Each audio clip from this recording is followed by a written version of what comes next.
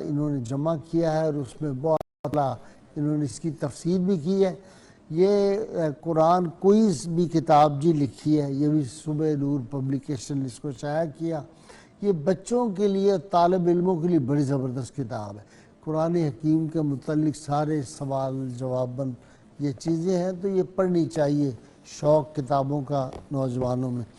ناظرین کرام، قول حکمت ہے جی، سیدنا علی مرتضیٰ شیر خدا فرماتے ہیں جب دنیا کسی پر مہربان ہوتی ہے تو دوسروں کی خوبیاں بھی اسے مستعار دیتی ہے، اور جب پیٹھ پھیر لے تو اس کی اپنی خوبیاں بھی چھین لیتی ہیں۔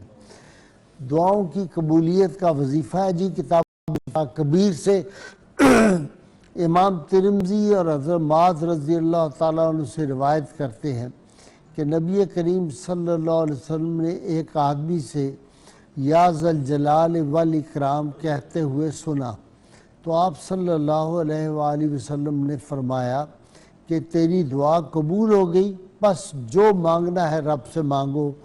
محدثین کرام فرماتے ہیں کہ اس اسم کے ساتھ جو بھی دعا کی جائے وہ قبول ہوتی ہے، شرط یہ ہے اول و آخر کم از کم کوئی بھی درود پاک 11 مرتبہ جو آپ کو آتا ضرور پڑھیں۔ اللہ تعالی ہمیں حضور رحمت کونین صلی اللہ علیہ وآلہ وسلم کی غیر مشروط محبت لا محدود فضائل نصیب فرمائے۔ لگائیں گے تاکہ پھر ہم ذیشان بٹ صاحب سے نعت سرور کونین صلی اللہ علیہ وسلم سن سکیں۔ تیار ہو جائیے۔ پاکستان کا مطلب کیا؟ لا الہ الا اللہ محمد رسول اللہ صلی اللہ علیہ وآلہ وسلم۔ جی ذیشان۔